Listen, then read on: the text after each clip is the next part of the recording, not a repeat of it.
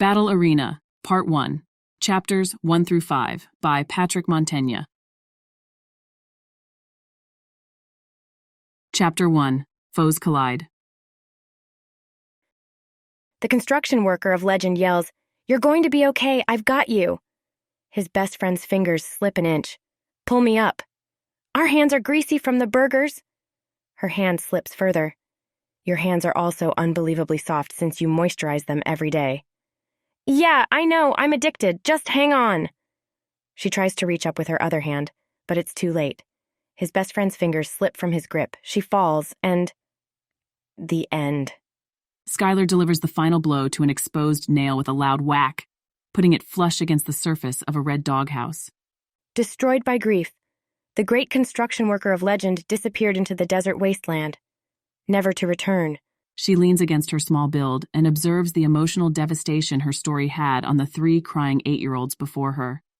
A little kid wearing a large colander as a helmet shoots his little arms up to the sky and lets out a melodramatic, "Why?" The weight of the colander throws off his balance, and he falls over.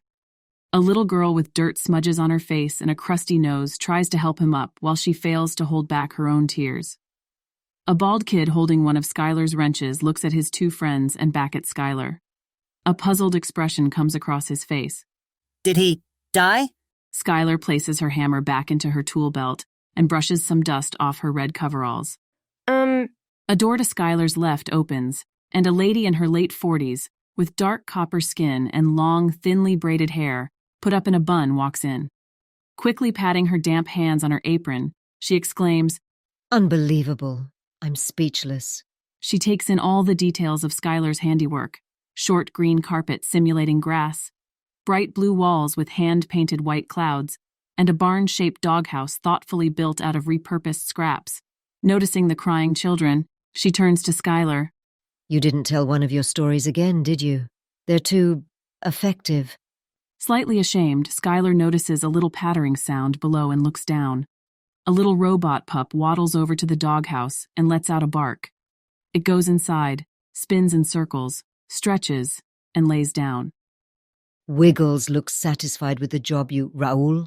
Is that my colander? I don't want to see you leave this house with it on. I can't keep losing things around here." His friends chuckle. "Yes, ma'am." His face lowers gloomily, but shoots back up. "Mama, can we watch some TV, please?" Go ahead." They cheer and run out of the room. Asha turns back to Skylar. "Kids and their TV. She pats her shoulder. Amazing job. Really, I love it." Asha's hand rests on Skylar's cheek. "You're such a talented kid, and you've grown up so fast. Look at you, 16 already. I remember when you were only Raoul's age." She sighs and continues distantly, "I wish they could have been around to see the wonderful person you're growing up to be." Skylar responds with a slightly altered cheerfulness. I'm sure that they're watching me somewhere, and maybe one day I'll find out who they were. "Yes, dear." An elusive sadness shows in Asha's eyes. A sadness that Skylar has seen many times in the eyes of this woman, who, although not related, has treated her like family for as long as she can remember. But, like always, she quickly hides it behind a reassuring smile. "Why don't you go watch some TV for a moment, and I'll get your payment. I'm sure you've got other things on your to-do list for today, so I won't be long." Yes, ma'am. Asha leaves the room. Skylar picks up her tools, puts them back on her tool belt, and stands in the quiet room. She gazes at the strange robot dog as it rests in its new home. Her mind begins to wander, searching for memories she knows she'll never find. Faint music starts up from the TV.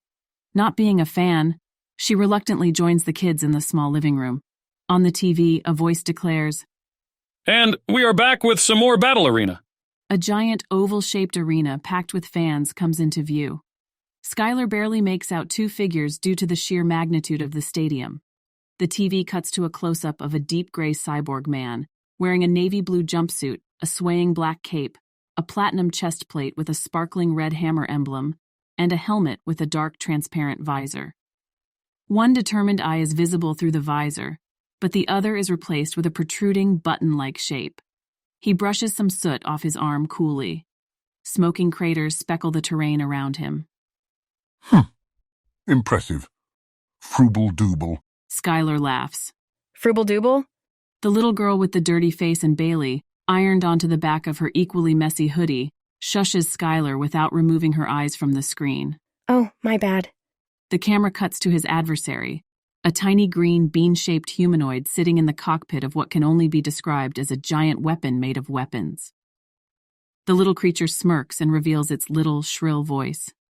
Mr. Hammer Puncher, you seem to have been able to evade my first barrage. But unlucky for you, that was just an appetizer. Let's see how you like this. The little guy flips one of the many switches at its disposal with excessive gusto, sending out a plethora of missiles from every inch of the machine. Hammer Puncher turns, but it's too late. Suddenly, the entire screen of the TV flashes white as a multitude of explosions sound off. Quickly as it appeared, the flash fades to reveal a large smoke cloud taking up a third of the arena floor. Skylar is taken by surprise at the sheer violence, but instantly remembers that this program is no different than the other shows she has seen. She notices how glued the kids are to the screen. Frugal's maniacal laughter cuts through the silence. The smoke begins to settle. Worried, Skylar starts to look for the remote control. Hey, why don't we see what else is on? Oh my. For viewers at home, Frugal's attack was so powerful it threw me from my chair. There's so much smoke I can't see a thing. Ladies and gentlemen, we may have a few spectator casualties in the lower level seats, but hey, sometimes that's the ultimate price of admission. If you want a closer view, be ready to sign a release of liability form. Viewers, speaking of mortal injuries, it looks like today the dwindling population of Hammerians grows ever smaller. Hammer Puncher's recent arrival and relatively impressive climb through the ranks has been unexpectedly snuffed out by our new star. Wait. Skylar forgets about the remote and instinctually whips back to the screen. The kids squeak in unison. A shadowy figure stands up in the smoke. My God. Folks, it can't be. The smoke clears. At the bottom of the newly developed crater stands Hammer Puncher, defiant and without a scratch on him. His black cape floats calmly in the air. Frugal lets out a shriek of surprise and fear. The audience erupts into cheers. Hammer Puncher begins to make his way out of the pit, first with a few steps, then a light jog, ultimately a full-out sprint. Little Frugal bounces and shifts frantically in its cockpit. No, no, no. It flips switches, pushes buttons, and pulls levers at an unbelievable speed. Hammer Puncher leaps effortlessly out of the hole and lands about 30 feet away from Frugal. A mixed match of lasers, missiles, and grenades fly towards him. We counted him out too soon, fans. Look at him weave past those attacks. It's like a walk in the park. Little Raoul yells, Hammer Puncher, watch out! A missile flies straight towards him. He punched it. A Hammer Puncher signature. Viewers, Frugal is no doubt in big trouble unless it does something quick. Lasers, bombs, bullets. Hammer Puncher deflects them all with his knuckles alone, and he's closing in. Frugal panics and smacks a big red button. A glass dome covers the cockpit, and it disappears into the body of the machine. A hole opens in the back of the giant weapon, and a tiny bubble-shaped car with a cone-shaped drill shoots out with Frugal at the wheel. I accept my loss, but I'm not dying today. Remember, folks, a fighter can only leave a match dead or incapacitated. Don't know where Frugal plans to go. Here at the Battle Arena Stadium, our underside is enforced entirely out of a 6-foot-thick, lab-made, diamond-infused support system that acts also as an impenetrable crust. Built by the talented craftsmen at Golden Construction, obviously. Frugal's vehicle pitches forward and starts to burrow into the dirt. Too late. Hammer Puncher's fist comes down on the glass dome and smashes it instantly. Frugal shields itself from the shattered glass with its little arms while drawing a laser pistol. It aims it up towards its hulking opponent, but to no avail.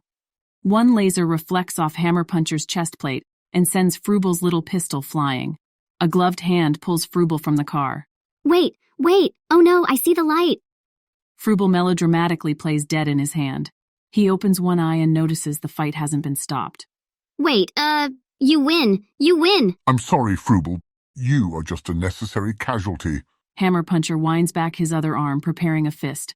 Skylar snaps out of her trance and searches quickly for the remote.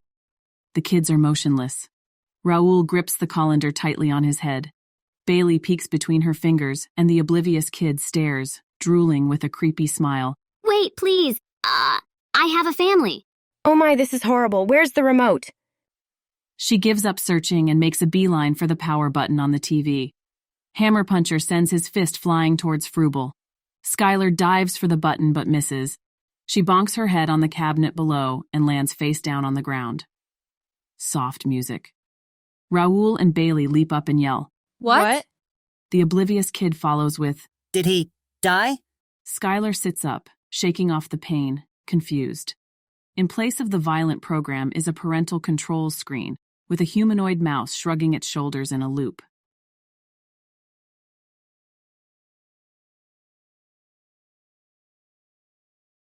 Chapter 2. A New Opportunity. I hope little Fruble is okay. Bailey glooms as she picks at her dirty fingernails. Fruble's dead. Hammer puncher squashed it.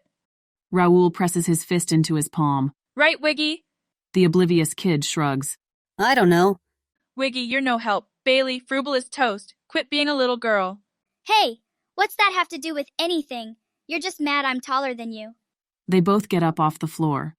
Raoul stands on his tippy toes. Nuh-uh. Uh-huh.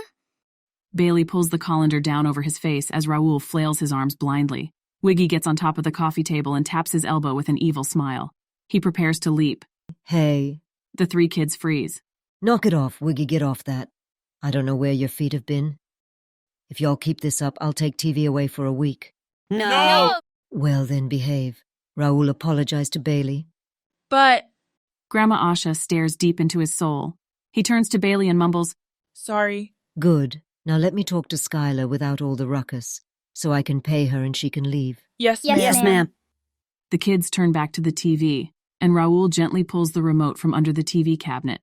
They start flipping through the channels to find something else. Our very own Mammonbourne Institute researchers are hard at work to discover the origins of the All superhuman. right, Skylar. Sorry I was gone so long. I just couldn't remember where I put that old card of mine, but I found it. Mrs. Faraji, you should really consider upgrading to Easy Wrist. It's so convenient. You know, Tempest keeps telling me I should do that. Oh, how's Mr. Faraji doing? Click to Cavern Cell G23. Zones 1 through 6. Subterranean foragers should either redirect themselves to Cavern Cells G22 or... He's doing fine. Still at Golden Construction. Doing what he can for little Raoul and I. It's consistent and it pays well. I know Tempest would put in a good word for you if I asked him. You should really consider maybe picking up a few... Click. A cold robotic voice emanates from the television. All construction companies of Mammonbourne Metropolis. Skylar nods her head mindlessly as Asha continues, but finds herself listening intently to the metallic voice on the TV. Listen close. Click. This toilet says bring it on. Skylar reacts abruptly. Wait, go back. Everyone in the room is caught off guard. Raoul spins around to face her, bewildered.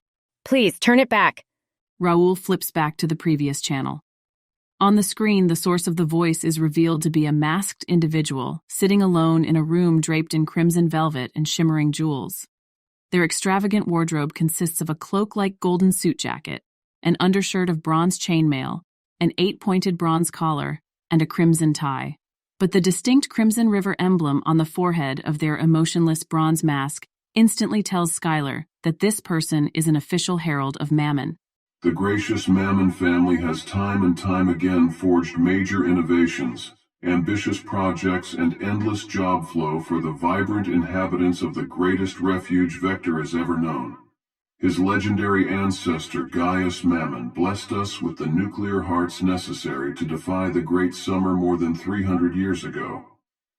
In the year 2910, Solomon II boldly presented the most captivating experience ever televised, and in our darkest hour, Solomon IV was there to pull us from the despair of the Great Collapse and lead us to the light of a new day. Bailey comments quietly as she wraps her arm around Skylar's leg. Why do they wear masks? It's kind of creepy. Now, Mammonbourne's own, the rich and powerful Tycoon Supreme, Council Chairman Solomon Mammon V is continuing his family's legacy.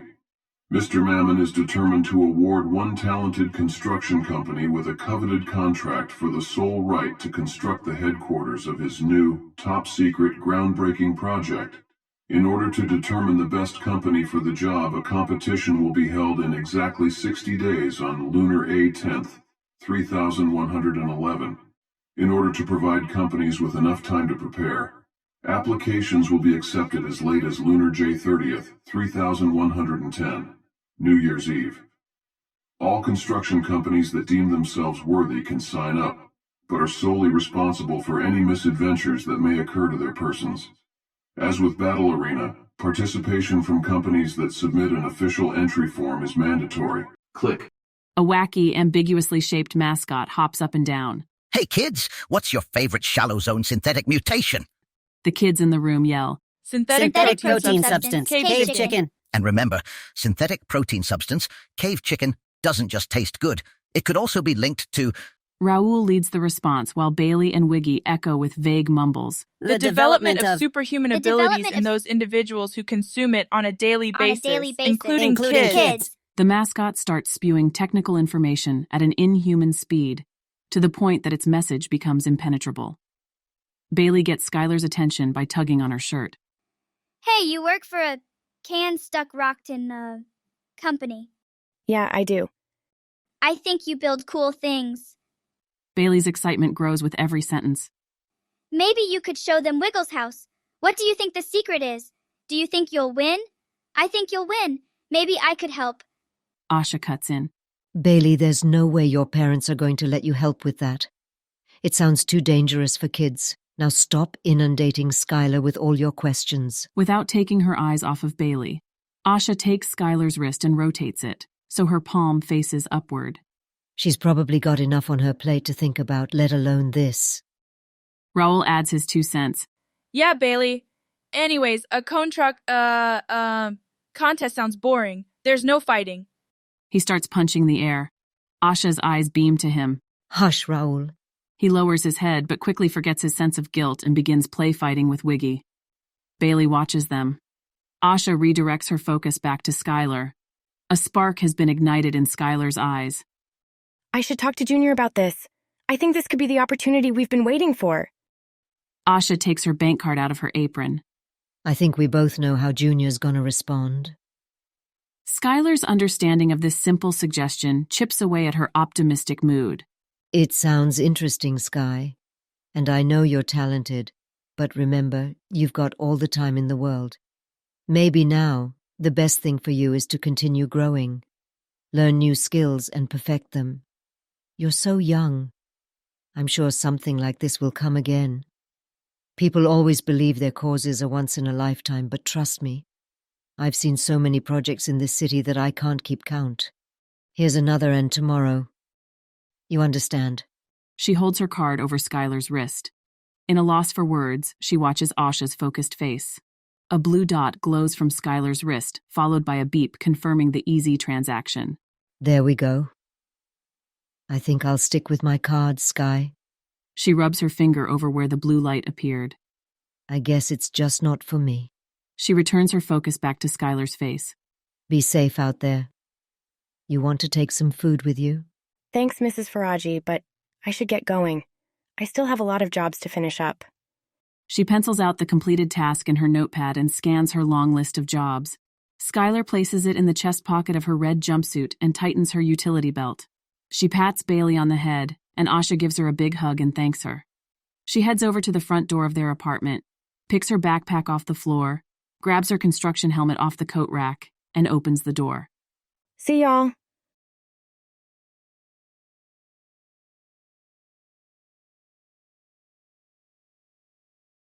Chapter 3. Long Day. Odd Jobs. Closing the door to the Faraji household, Skylar takes a moment to breathe. She gazes at a long, jagged crack in the adjacent wall held together by large metal staples. An amalgamation of smells and sounds from the other innumerable hidden residents flood her senses.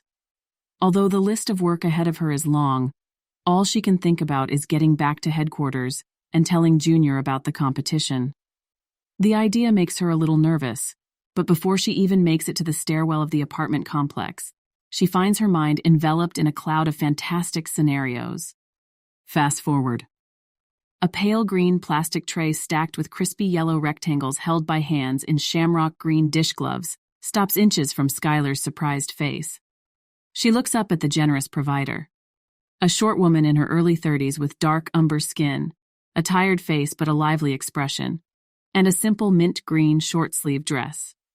Miss, would you like a snack while you work? They're roasted synthetic protein substance, fungal vine fruit with lab spices. Modified them myself. Skylar's mouth starts to water and her stomach begins to rumble. Thanks, Miss Solem, but I have a tight schedule. Since y'all's apartment isn't super big, it shouldn't take me too long, but I'm sure y'all would prefer sooner than later. That's very kind of you. But are you sure, young lady? You sound pretty hungry, your belly told me. Don't be so professional that you forget to eat. Yes, ma'am, I'm sure. Okay then, well. She lifts the tray out of Skylar's face and pauses. A strange tension builds from the silence. How about this? I'll wrap them in something so you can take them with you. Thank you so much, ma'am. They do smell great. Then it's decided. A raspy, monotone voice interrupts. Just give away all the food from the caverns to anyone and everyone. Not like you rappelled hundreds of feet in the dark to get 'em. As she applies mortar to a brick, Skylar peeks over her partially formed wall that divides the studio apartment and sees a bald, heavy-set man reclined in an armchair watching TV. His skin is a pale, sickly color, and his eyes are sunken and shadowy. On his t-shirt, a badly sunburned man with a mullet flexes confidently. His side of the apartment is dimly lit by the television. The flickering light reveals an unorganized space scattered with boxes, trash, and random appliances. Hush, you have your food over there on your side, along with whatever else you need. I told you not to talk to me anymore. Those are my fungal vine fruits I got. Doesn't matter. Doesn't matter. You're forgetting the deal. She laughs awkwardly. Miss. Skylar pretends she isn't listening and focuses on quickening her bricklaying. He and I both signed an agreement that we would split everything in half, so they are not his anymore. Once I get enough money for Ubert and I, we're moving. To hell. He coughs a few times. He's staying with me. I'll need him for the narrow caverns. Are you hearing this? Skylar increases her speed even more. There is no way my child is going to crawl around in those filth pits, just so Canopy residents can enjoy their expensive delicacies. Maybe those delicacies are going to be what buy Hubert a one-way ticket out of here, so he doesn't have to be like me and pick fungal vine fruit for the rest of his... He begins to cough violently and struggles to take a few puffs from an inhaler. He won't be able to do anything if he's dragged off by one of those creatures down there. You know what? Here, have your little fungal fruit since you care about them so much. Skylar hears Miss Solem pick up the tray and walk over to her side of the wall. Here. Don't you... Hey, stop! As the chaos unfolds, Skylar shamelessly pockets a few of the snacks that fall from the tray, but notices something from the corner of her eye. She turns to be greeted by a small toddler peeking out of a cabinet. Amongst all the disorder, he gives Skylar a friendly little wave. Fast forward. Skylar gently taps a rusted metal door with her foot.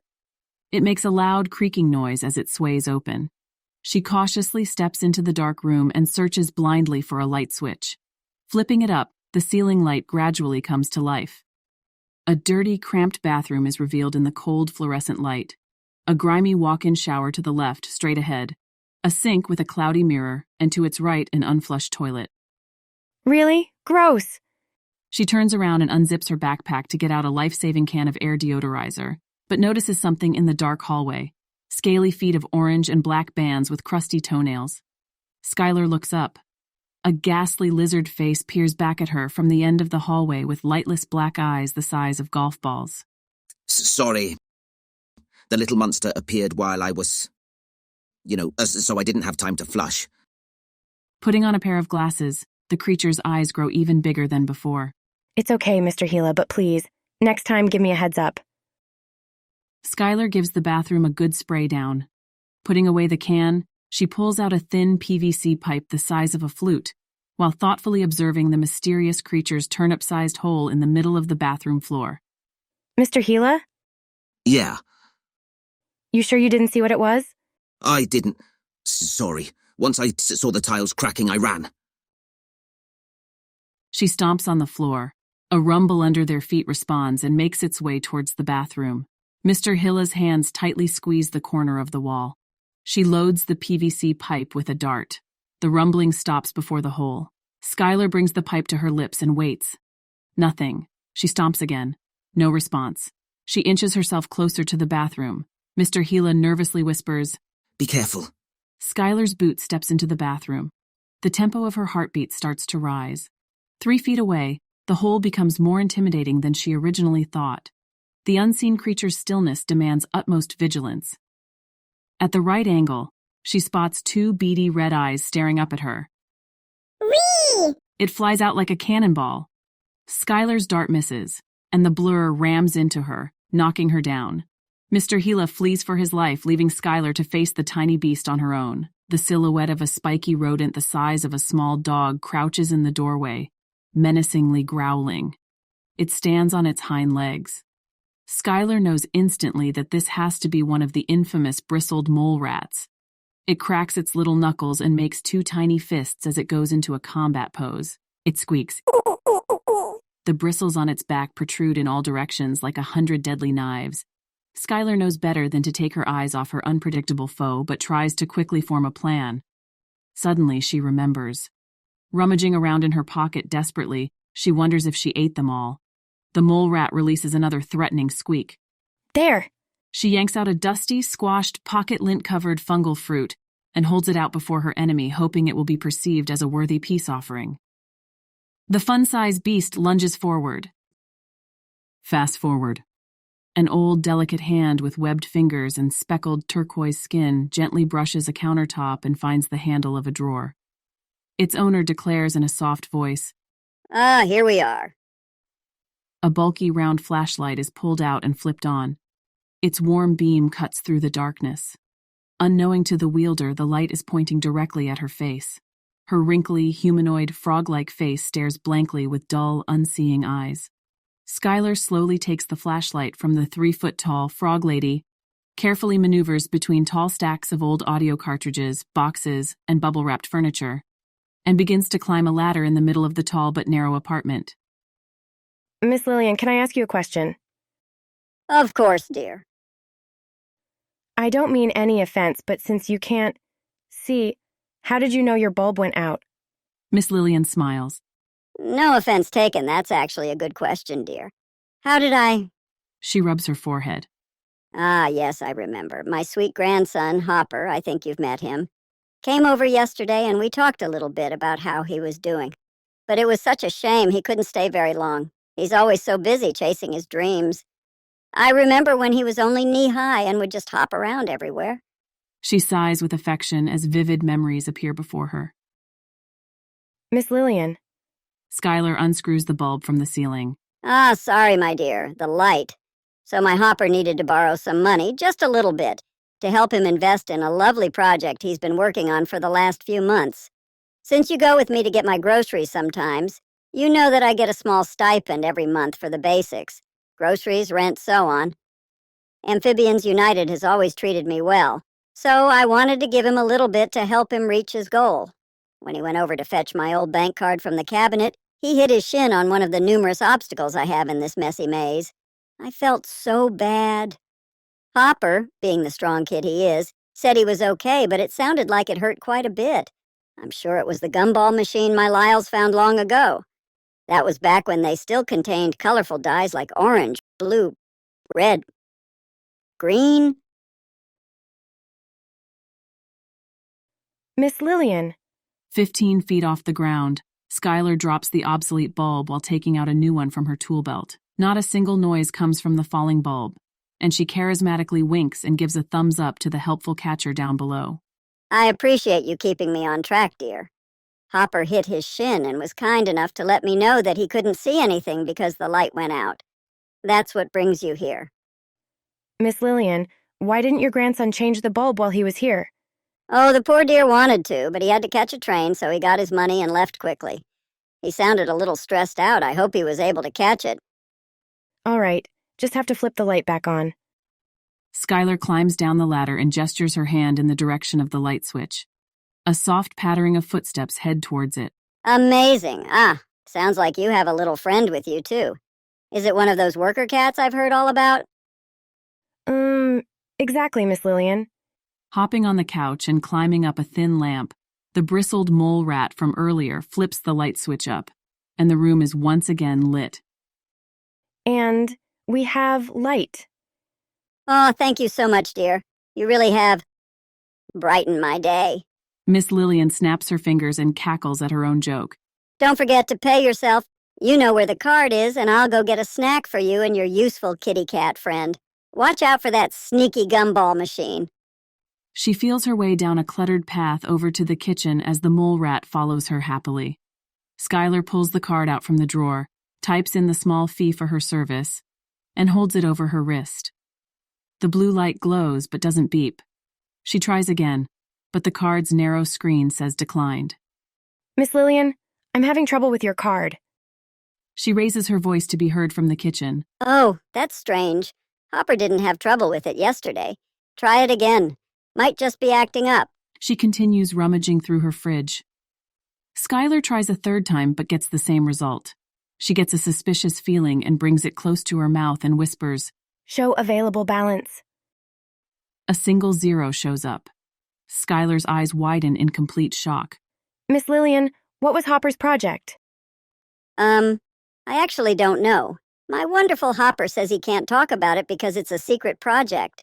I've tried many times to get him to slip up and spill the beans, but his lips are sealed tight. He's such a professional, just like both his parents. I'm glad he's doing well since he's been out on his own.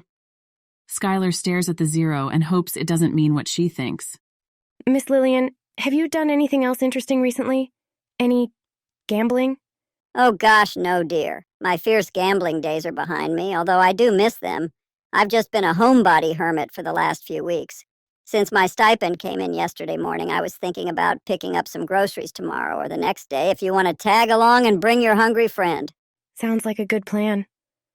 Skylar closes her eyes and sighs with disappointment. She whispers to her wrist. Deposit 100 credits to bank card. And places her wrist over Miss Lillian's card. After a few seconds, it beeps. She puts the card back in the drawer. Miss Lillian appears again in the valley of random clutter while making her way towards Skylar. Ah, I heard that. Looks like you finally got your payment. I don't know why it wasn't working earlier. Maybe you want to get your wrist thingamajig checked, dear. She hands Skylar a wrapped-up bag. Here you go, sweetie. Just a little something for dinner. Skylar takes the bag from her. Thank you. Skylar feels a tinge of pain from her heart as she stands before Miss Lillian. She reaches into her chest pocket to cross the job off her list. Skylar, dear, I'm guessing you have to run off now? More things to get done? Skylar notices she is hiding something behind her back. She smiles. Actually, you were my last job for today, and it's... She tilts a small clock upwards from her tool belt. Not too late. She knows Junior will be there when she gets back. Miss Lillian mischievously smirks. Oh, then if you stay around, maybe someone will... She reveals a jar from behind her back. Paint your nails? Free of charge? Miss Lillian, I would be honored, but that's a jar of mayonnaise. Ah, tricked you. My clever hiding spots work every time. She quickly unscrews the jar and pulls out a smaller jar of purple nail polish. Ta-da!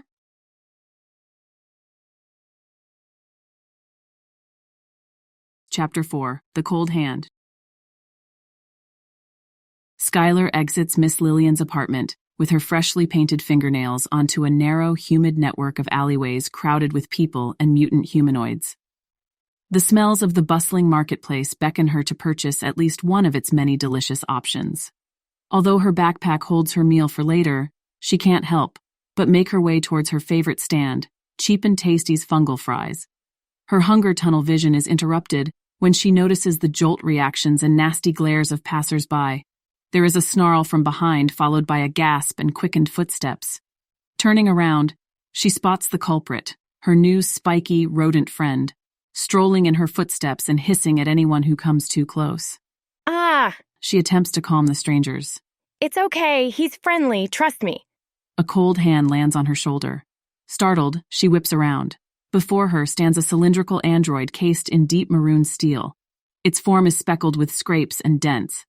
Skylar recognizes a Mammonbourne security droid when she sees one. Pleasant civilian, do not be alarmed. Skylar finds its command hard to obey as its grip tightens. You have violated Marketplace Etiquette Rule 3251. One must not bring a living creature or creatures, including pets, that are defined as vermin within Marketplace Etiquette Manual, Volume 233, into a publicly shared space designed for the trading of goods and services. One must remove said vermin from the premises willfully within 5 minutes or— Oh, it's okay. I'll do that right now. Pleasant robot. No need for you to take action. Now, I would be more than happy if you would let go of me, please. Her forced smile fades. Skylar notices that the bustling crowds are now motionless onlookers. The mole rat growls at the android.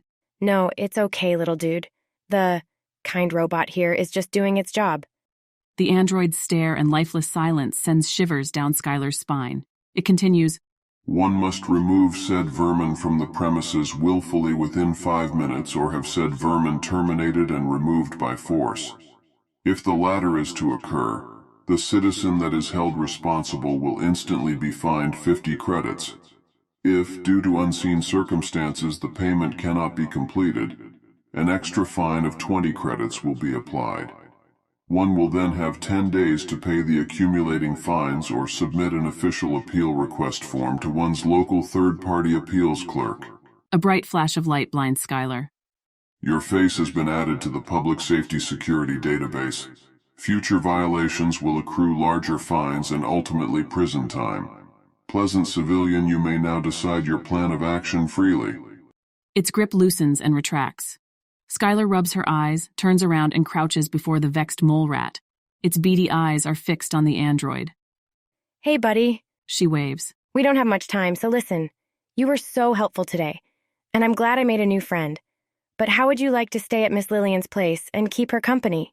The mole rat gives her a look of frustrated betrayal and pouts disapprovingly. Don't be like that. We make a great team, but your presence might serve Miss Lillian best. You could make sure Hopper doesn't borrow any more money from her. Skylar winks. The defiant rodent puffs. 2 minutes. Her heart skips a beat. I'm sure Miss Lillian would love to feed you.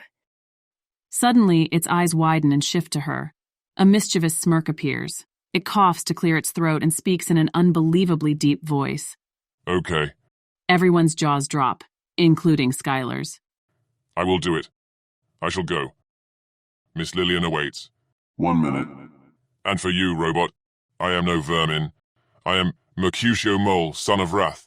He struts over to the entrance to Miss Lillian's apartment, and a generous spectator gets the door. Ah, thank you. Mercutio whirls around and points to Skylar coolly. Keep being you, kid. A star you are. No, a galaxy. And with that, he strolls into the building and disappears. Thank you, pleasant civilian. Enjoy the rest of your day. The android turns around and stiffly walks away. Skylar notices its backside has 4 or 5 stickers saying, I heart sunburn. The crowd loses interest and returns to its general chaos. Skylar stands up and scratches her head.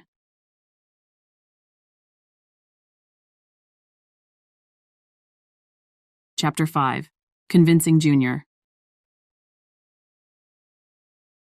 Making her way west on 96th Street, Skylar keeps a constant pace as she weaves through a dense stream of pedestrians.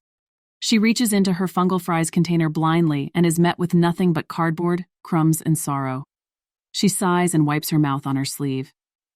Passing a trash chute, she tosses the little box away.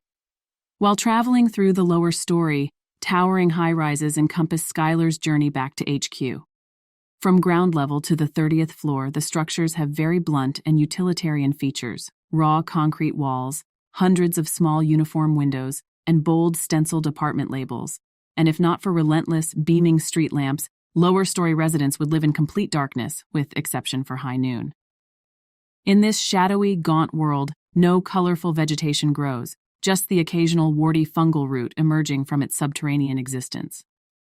Jarringly, after the 30th floor to roughly the 60th, the homes and businesses of Canopy residents present much more exciting designs. Painted bricks, glossy tiles, marble columns, intricate woodwork, vibrant murals, and glimmering glass panels. Mechanical motion fills the sky as numerous autonomous pods, buses, and standing platforms elegantly deliver techno-socially / occupationally engaged passengers to their dangerously high destinations. Occasionally, a lone postal carrier will descend from the vehicular swarm to the lower story, and obtain specialty items that are not capable of traversing the standard pneumatic network, usually due to their politically delicate and/or financially valuable contents. But aside from this unique deviation, the discourse between lower story and canopy residents is virtually non-existent. After the canopy sector, most of these architectural giants continue further into the highly affluent emergent sector. Prestigious universities, labs, banks, and museums occupy this space, followed by the luxurious mansion towers of head families, CEOs, and A-list celebrities. Although there are no blatant laws that deny canopy and lower-story individuals from entering the emergent sector, access is solely reliant on company-owned maglev elevators and personal luxury vehicles designed for emergent sector building access, making the affordability of maglev elevator tolls or luxury vehicle rentals purchases a laughable possibility for the average canopy/lower-story resident. Behind Skylar, a colossal tear-shaped skyscraper belonging to the Gilga University of Law and Finance propels beyond the clouds. Its curved nanofiber shell shimmers in the warm glow of the setting sun. Eventually, the residential megacomplex that she resides in comes up on her right with its stained and imposing walls, cueing Skylar to make a left onto an old narrow road, Woods Construction Road. The driver of a dump truck filled with scraps honks at her as she throws up a peace sign and smiles. Cutting across the road, Skylar brushes her fingers against an old chain-link fence, separating her from the company's cluttered, dusty scrapyard, which she explored so many times before. She looks up at the warehouse's large aluminum channel letter sign, Woods Construction and Repair, displayed in rusted red block text.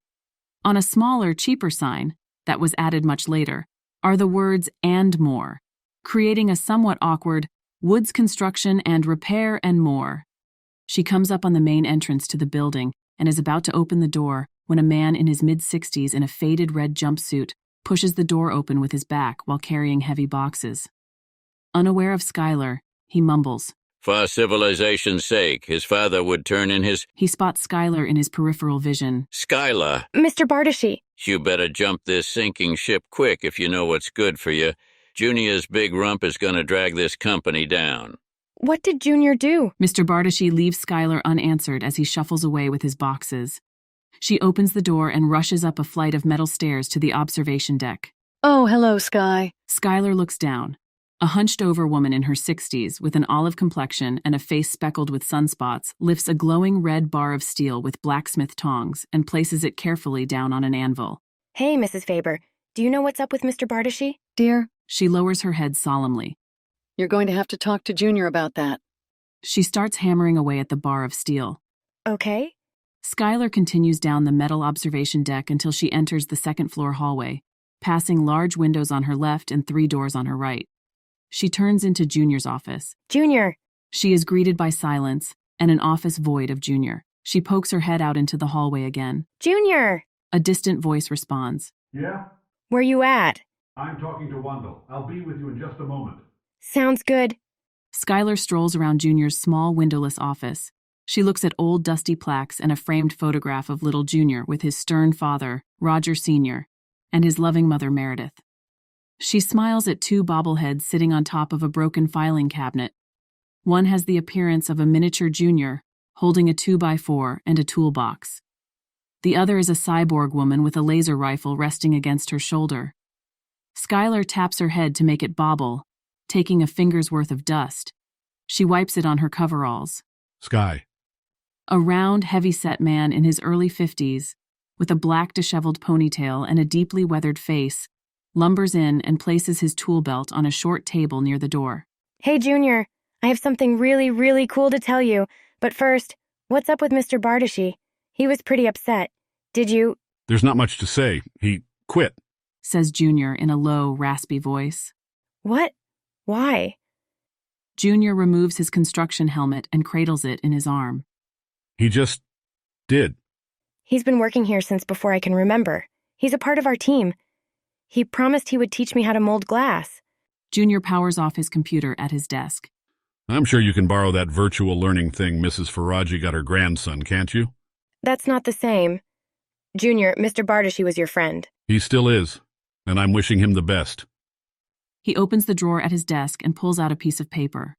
Skylar's eyes follow him around the room as he completes these simple tasks. Junior, just stop for a moment. He stops and gives Skylar his attention.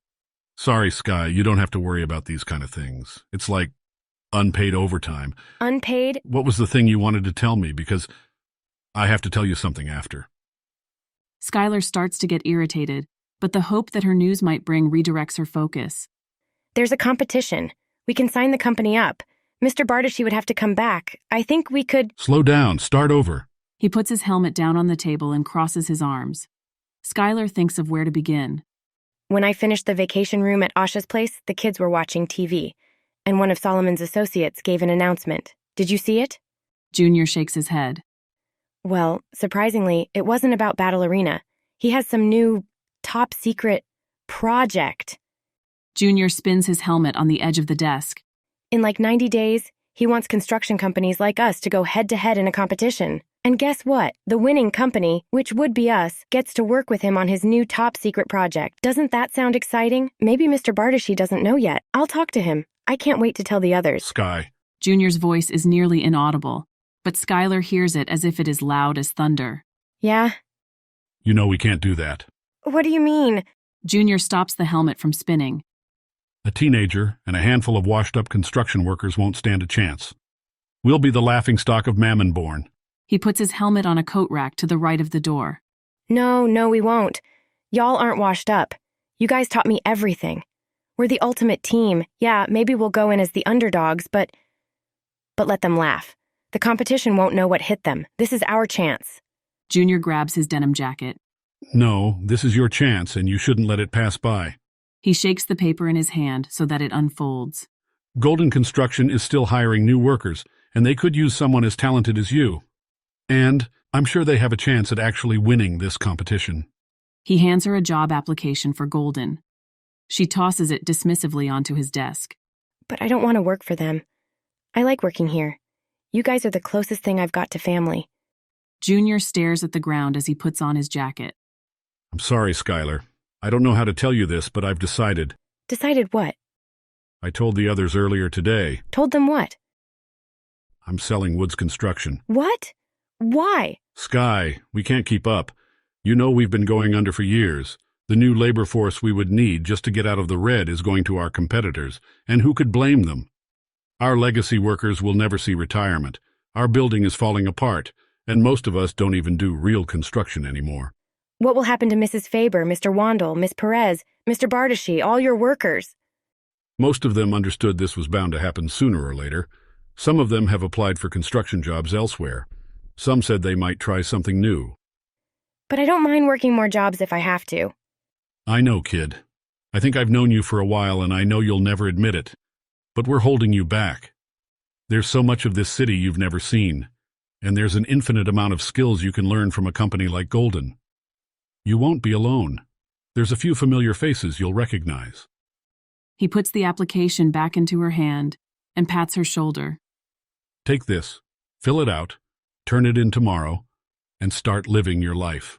He goes to the door, kicks out the wedge holding it open, and stops the door from closing. The rest of us will be fine, don't worry. This isn't the end of the world. Skylar holds back her tears. The shame she feels from showing her emotions only makes it harder. I'm not leaving you guys. Junior turns away from her and faces the door. Skylar tries to find something to say. I can't turn my back on— If you don't turn that application in tomorrow, I have no other option than to fire you. I'm sorry, Sky, but you'll— Skylar rushes past Junior, leaving him standing in the doorway. Closing his eyes and letting out a defeated sigh, he flips the lights off and shuts the door behind him.